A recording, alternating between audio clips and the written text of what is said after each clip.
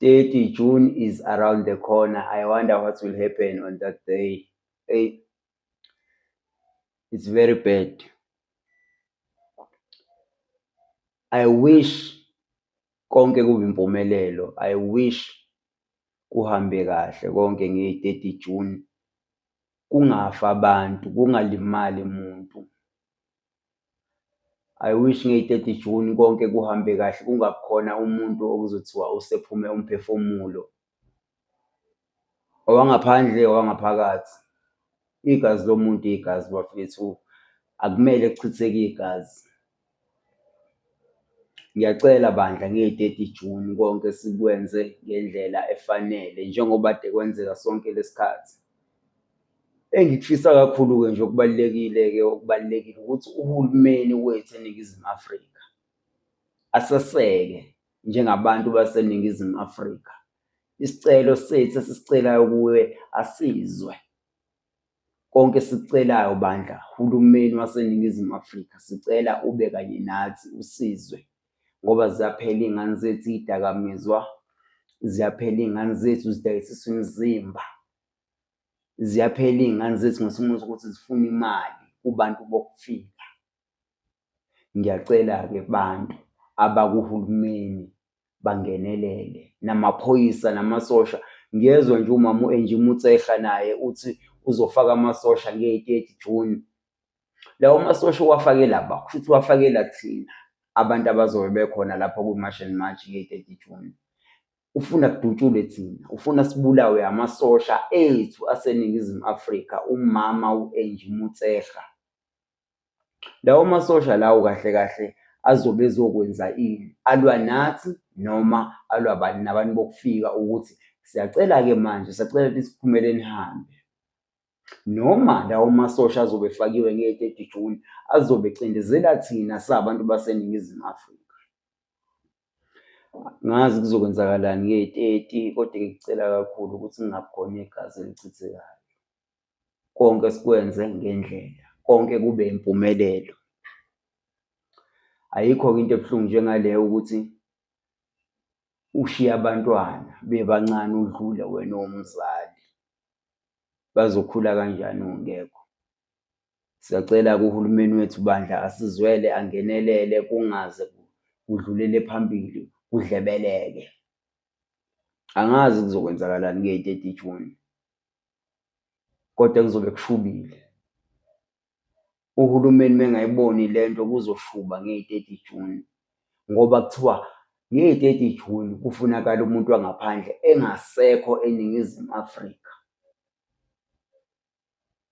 Nge-30 June kuthiwa kufunakala umuntu wangaphandle engasekho eNingizimu Afrika. Uma ukuthi-ke kuyokwenzeka ukuthi mhlampe kungabi khona ngisho umuntu oyedwa kodwa kube khona abantu bangaphandle abasakhona eNingizimu Afrika, bayaqhubeka bayaphila, bayasebenza, benza yonke into la eNingizimu Afrika. Kuzokwenzakalani-ke ngabo laba abangafuni ukuhamba abathi bona bayindawo? Ngoba kade ngizwa nje omunye ubaba oke wakhipha ividiyo nje khona la ko-TikTok ey'nkundleni zokuxhumana. Uthi lo baba yena usena-25 years ephila la eSouth Africa. Wafika la angazi ena-22 noma ena-23 ezozama amatoho. Uthi usehlalele leyo minyaka la eSouth Africa akanayo enye indawo. Uzohamba kanjani ngoba yonke impilo yakhe ila? More than 25 years la eSouth Africa. Uthi impilo yakhe uzoyiphila kanjani? Uzohamba abuyele emakhaya yoqala kabusha sekule minyaka kuyona ena-50. Uthi leyo nto uzoyenza kanjani? Mina-ke ngibuye ngigxeke yena uhulumeni wethu ngesimo sokuthini uhulumeni wavuma wangaqinisa imithetho le kumabhoda. Kanti imithetho kumele uqinise le la ecela khona lethu emasangweni amakhulu la bangena khona la bantu. Nakhona koPotso wenze sure ukuthi awukho uPotso ongena eNingizimu Afrika. Uma ungene ngoPotso uthola isigwebo thizeni, uyagwetshwa ngaleyo ndlela ogwetshwa ngayo. Kodwa manje-ke indlela okwenzeka ngayo, hhayi ngididekile mina nguMpoka Mageba uNdabezitha. Ngididekile ngiyiphumela khona le kaMgwagwa ePietermaritzburg. Iyangidida kakhulu-ke le nto ngoba manje angifuni kuchitheke igazi. Nabo la bantu bangaphandle ba abantu nabo, akumele babulawe, akumele badutshulwe, futhi akumele silwe nabo ngodlame. Kodwa nje esikucelayo kubo ukuthi cha, sekuyisikhathi-ke phela manje. Sacela bandla nisikhulule sikwazi ukuthi silungise izwe laseNingizimu Afrika. Yileyo nto abakhala ngayo obaba uPhakela uMthakathi, noNgizwe uMlandi Mfokamchunu, nomama wethu uWinnie Madikizela, Jacinta Ngobese Zuma. Uyena-ke umama wethu loyo osimele njengamanje eSouth Africa obambe iqhaza. Nabo obaba uFele Emntwini ngeke ngibashiye ngaphandle koFele Emntwini. Kakhulukazi ney'ntatheli zethu ko-King Zoso abenza sure ukuthi yonke imiyakazo yematch and match siyayibona, o-King Zoso, oNhlaka Production, oBhanyazile. Sibonge kulabo bafowethu kakhulu. Okunye-ke okubalulekile nje engithanda ukuthi ngikubalule, bafowethu nina bangaphandle, siyanicela akuliwa nani. Sicela nje ukuthi bandla nisikhulule.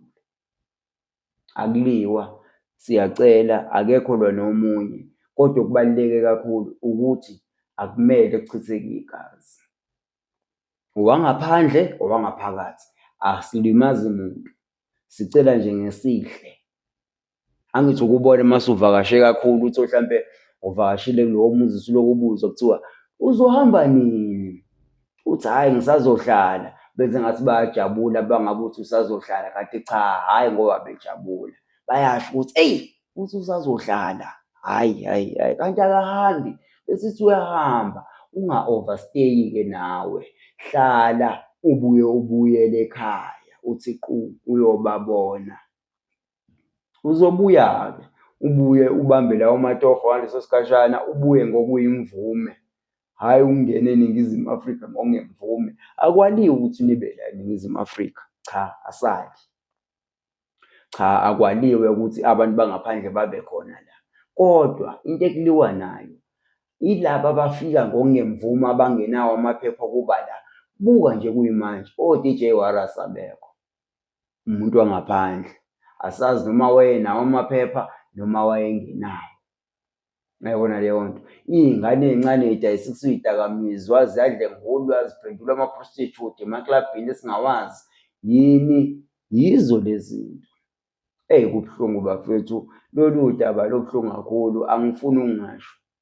Sacela bafowethu, iy'ngane lezi ey'fayo eNingizimu Afrika, kanti izwe lazo futhi leli. Anike nibuke nje amaphara agcwele lonke izwe leli.